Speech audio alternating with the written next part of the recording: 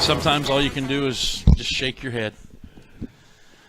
I'm Dan Scott. That's Forrest Stulting. It has been a busy program today, and that's good, though. It kind of keeps us moving. Less of us, more of other people is usually a good formula for success. Pull your microphone up. This is a stranger in a strange land. Well, what's going on right now, Dan? I'm a little nervous to be on air with you. It's been a while. I know. Haven't talked to you since at least on the air since June. Yeah, you get a new basketball coach. You're all excited about that. Football's putting up 100 points a game. You don't got time for baseball. I get it. Yeah. I get it. Still got 4 more months. Come on. And how many times have I said, "Hey, Brett, let's do something on the air"?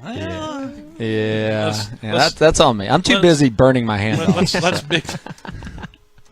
You know, I'm not even going. I'm going to let you off the hook. I'm not even going to throw you under the bus over the self-inflicted wound. Yeah, I will tell you that we preach on a daily basis being blue collar as a program. Mm-hmm.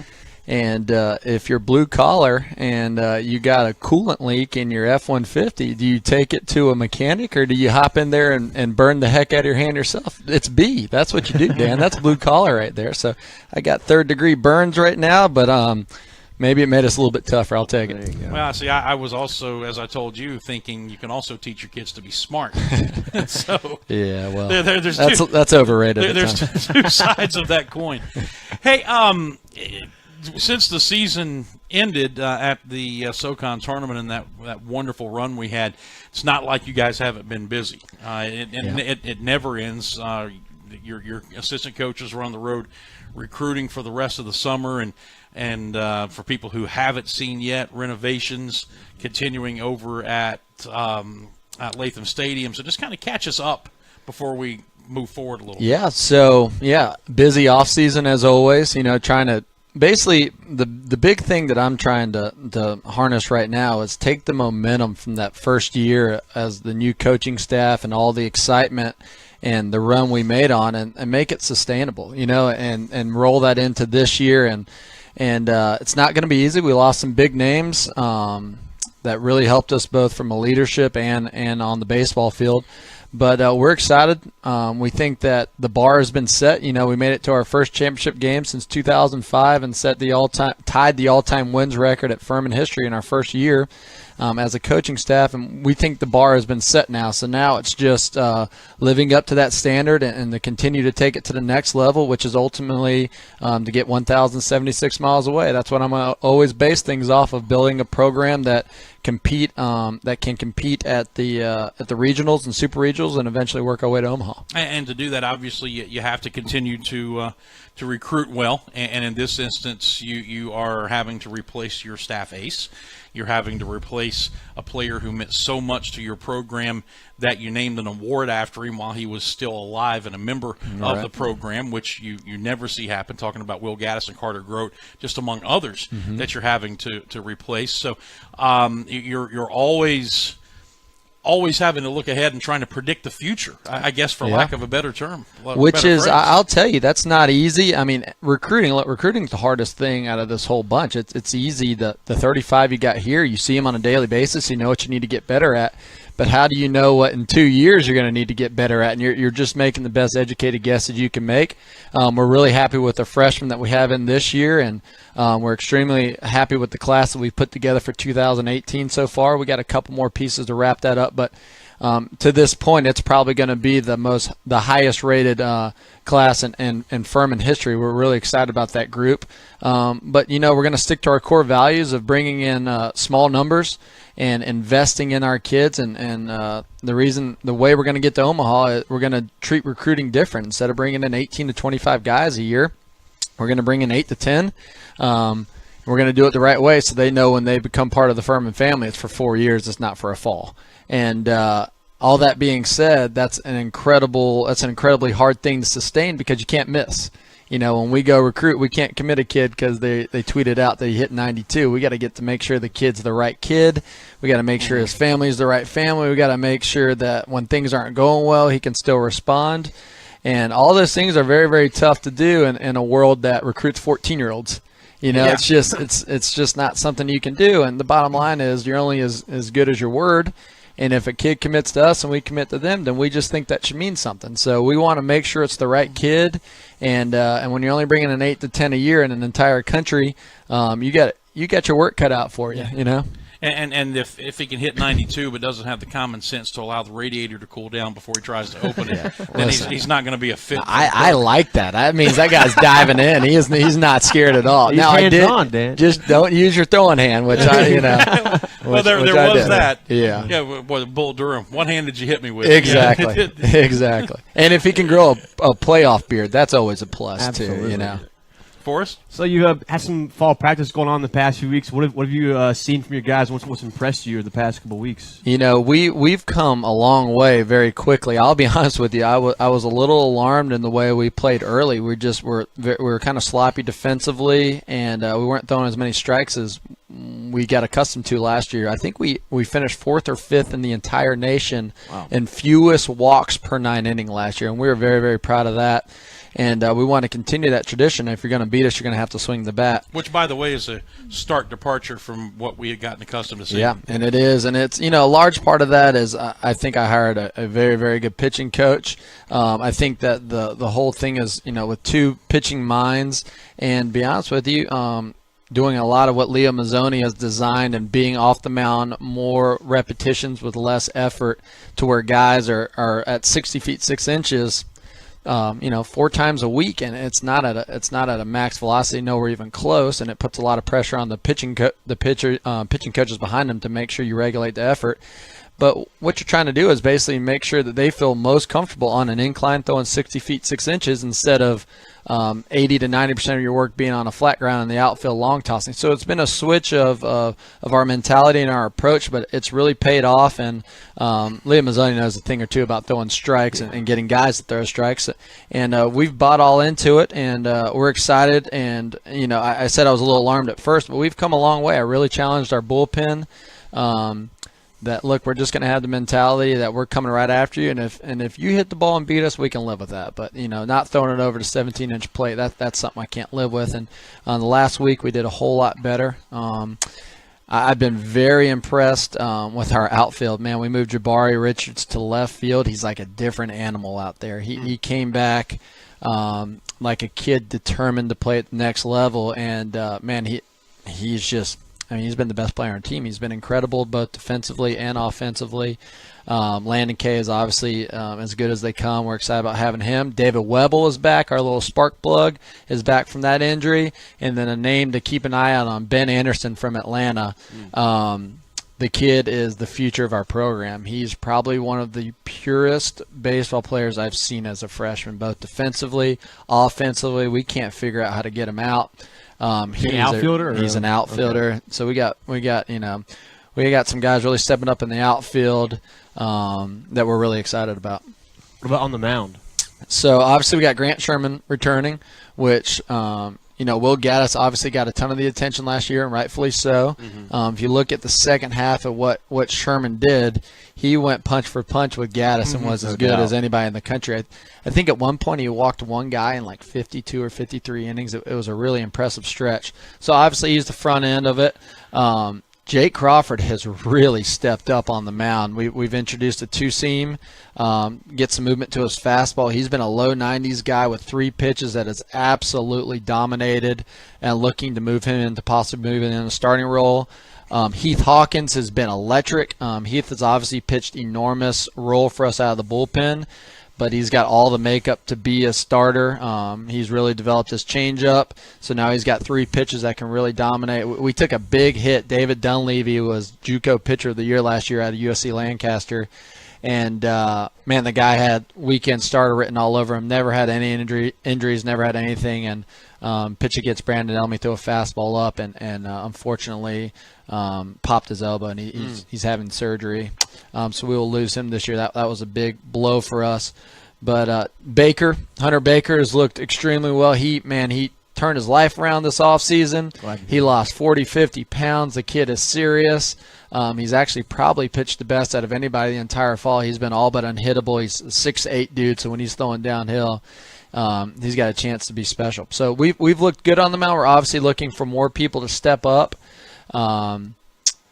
a guy by the name of Matthew Lazaro is a freshman to keep an eye out for. He's a left-handed pitcher out of Atlanta. He reminds me of Sherman as a freshman. Can throw the ball and change speeds and keeps the ball below his knees. Very composed. So he'll look to get some big innings for us as well. And then we need to get Nick Verbeek healthy. I was going to ask you about Verbeek and ask you about Tyler Kimbrell, both who ended last season hurt. Yeah, so TK actually just made his way back and had his first appearance this weekend and was outstanding, man. He looked like he'd been throwing for 3 months, so we're really excited about what he can contribute. And obviously, look, we think the world of Nick Verbeek. He's got all the talent in the world. He's a pro-type arm with his build, with his velocity. He's just got little nagging stuff here and there that we're looking to clear up, but he looks like he's on the upswing of that and looks like he should be back. So if we can stay healthy, look, we got the staff that I think obviously losing Gaddis and Corals hurts. You're losing 2/3 of your weekend. But I think we have the ability, if we can get some guys in the bullpen to step up, to actually have more pieces to go to. As good as we were last year, we were very limited on the different moves that we can make. I think we have more options if we can stay healthy this year. Stephen Fondue says, our class never walked anyone. So that's weird we didn't have the fewest walks in 2016. I think Fondue alone walked as many as we walked all the way. Fondue, interestingly enough, is now a pitching coach at a high school up in New York. I'm extremely proud of him. He's got guys running Sherman poles up in New York. And for you guys that don't know, Grant Sherman had his moments his freshman year, and we created a thing called a Sherman pole. And it's one of the most difficult running things that you can do. So the ultimate threat at Furman baseball is if you do this, you're going to have to run a Sherman pole. Well, I'm glad that it's spreading. It's now in the Northeast, and Fondue sent me a video of his high school kids running Sherman poles, and that meant a lot to my heart right there. Glad you're listening in, Fondue. Fondue, that's my guy. See, I just get the sense, knowing what I know about Fondue as during his time here, that he is a likely candidate to be shot by his own troops. I just I'll tell you, and this is why I know he's going to be a good coach. He's a competitor. Yes, he had that it factor where even when you knew his arm wasn't feeling good, he wanted the ball, and you can't coach those things, but from a leadership standpoint. Strasburg, Steven. Yeah. From a leadership standpoint, those are the things you're looking for out of a leader, and he'll do a great job. Talked about renovations. We got the seats in last year, and now for people who haven't seen the new purple padding around the fencing all the way around the stadium. Yeah, it completely enclosed our stadium. It made it into more of a stadium than a park. For you guys that don't know, we added what looks like just a solid purple wall. What it does is it attaches to the fence, very similar to things that Clemson does. A lot of big-time places do it. College of Charleston did it. And we decided to go with the wow factor and went purple. I got convinced when I saw the company that did it actually had just done TCU football, which is obviously our colors. And we were – when they showed me that, I said, man, we got to do it. And it's got the wow factor. One, it's a whole lot safer with Latham being a small field and obviously running into the fence. But from a wow factor, you will be shocked when you see the stadium and how much it changed it into, just continuing to upgrade it and show progression and show where this program's going. It was a huge – I knew it was going to be nice. I didn't know it was going to make that big of an impact going down the sides as well. We're really excited where our program and where our facilities are going. How's Will Gaddis doing? You talked to him recently? I did, yeah. Will was in town. Obviously, his girlfriend is still here. She plays on the soccer team. And he stopped by to visit her on the way to Instructs. He's tired, I talked to him. He's tired, yeah. He threw, right at 100 innings for us, and I guess he threw 40 or 50 in short season A-ball. But he's starting to learn what it's like to be a pro, and you got to learn to pitch and be smart about it and know how to regulate your effort, all those things that Leo always talks about. But he's doing well, man. I'm excited about him. He's got, a couple more weeks at extended spring training, but then getting some rest and going into the next season being fresh and having a little bit of that electricity back in his arm. Interesting enough, one of my mentors is the bullpen coach in Colorado. So when Will got drafted, he had me on the phone with the manager asking me all about Will, and it was pretty cool. And I said, look, I plan on that kid being up there in the next 2 years, and he's going to throw a lot of strikes for you. So really excited about him going to Colorado. Darren Holmes is my mentor that's up there in the big leagues, and I know he'll have guys up at the top looking out for him. I thought it was interesting in talking to Will and some other people that basically the last half of his short season, all they allowed him to throw was fastballs and changeups. Yeah, that's fun. They took the slider away from him and said, this is all we want you to do. Yeah, and that's just part of development. They did the same thing to me actually the year I got drafted, and it's tough to put up good numbers. It just is. Hitters aren't dumb. When they go back and talk, they realize, okay, this guy hasn't spun the ball at all. Eventually it gets to the point where they start saying he's not allowed to. Mm-hmm. So that just, it makes it tough, but in the long run, he's a high draft pick, so he's going to get a lot more chances than, a 25th rounder that they tell, don't throw any break balls, and then the next year they say, well, we released you because you had a 5 ERA. Well, I had a 5 ERA because you wouldn't let me throw any breakable. But they're truly interested in his development, and, I will be shocked if I don't see that kid pitching on ESPN in the next couple of years.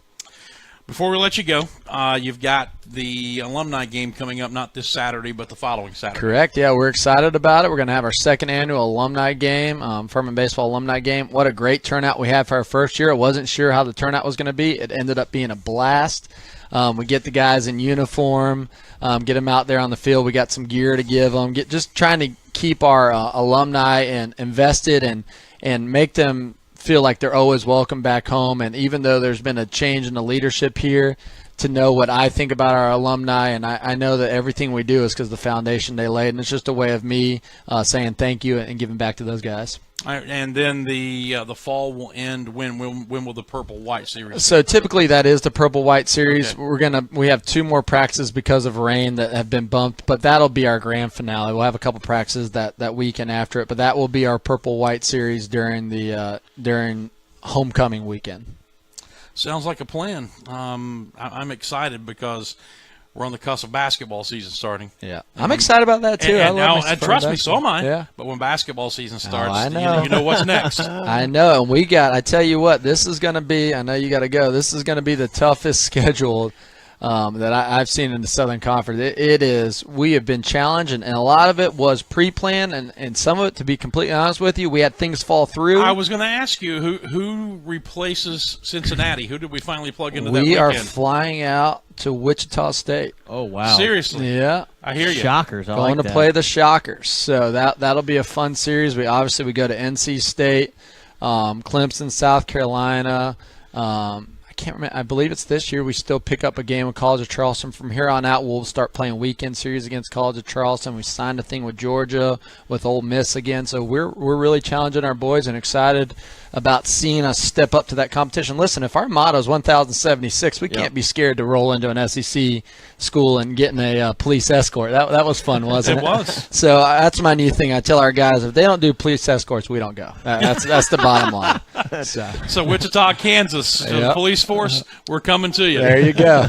Hey, man, it's good to see you. Yeah, good to see you guys, too. Thank you, Brett. That's Brett Harker. Thank you so much for joining us today. Thanks to our previous guest, Dave Glenn, and, of course, if you missed it in studio right at the beginning, Doug Allison, along with McNeil Cronin and his young daughter, Quinn, will be cutting this interview out, getting them out on YouTube and tweeting them out so you can go back and watch them again, and be back with you tomorrow as we start laser focusing in on the college football weekend that's coming at us. Until then, for Forrest and for Coach Harker, I'm Dan Scott saying God bless you, and so long, everybody.